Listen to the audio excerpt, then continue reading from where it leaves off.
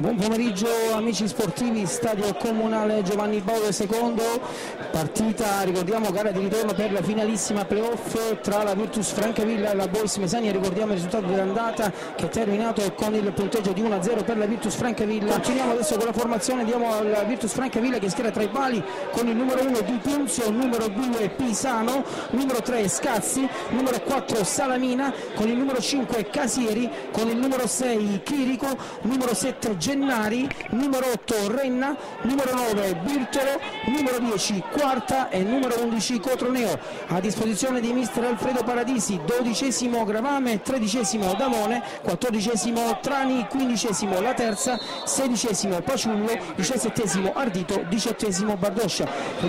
Gennari si prepara, parte con il destro, rete!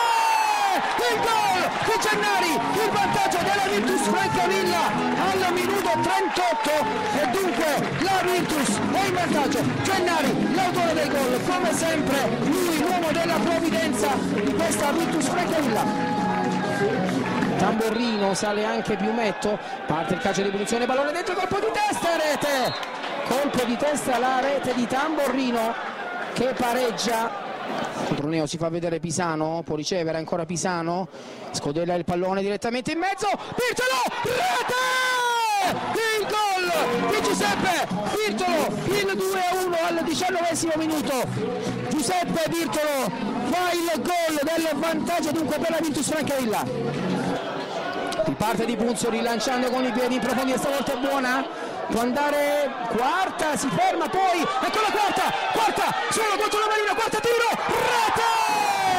E sono 3, 46esimo e 35 secondi, 46esimo e 35 secondi del secondo tempo. Quarta firma il 3-1 dunque per la Virtus Francavilla.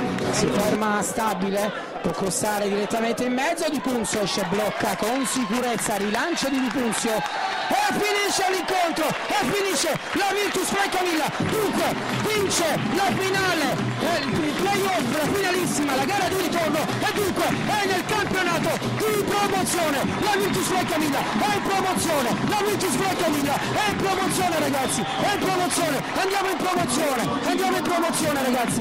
Grazie a tutti ragazzi, grazie per questa annata particolare, speciale, grandi ragazzi, grandi tutti, grandi a mister Paradisi, grandi tutti i dirigenti, grandi tutti la tifoseria che quest'anno ci hanno regalato tante emozioni, grazie a tutti.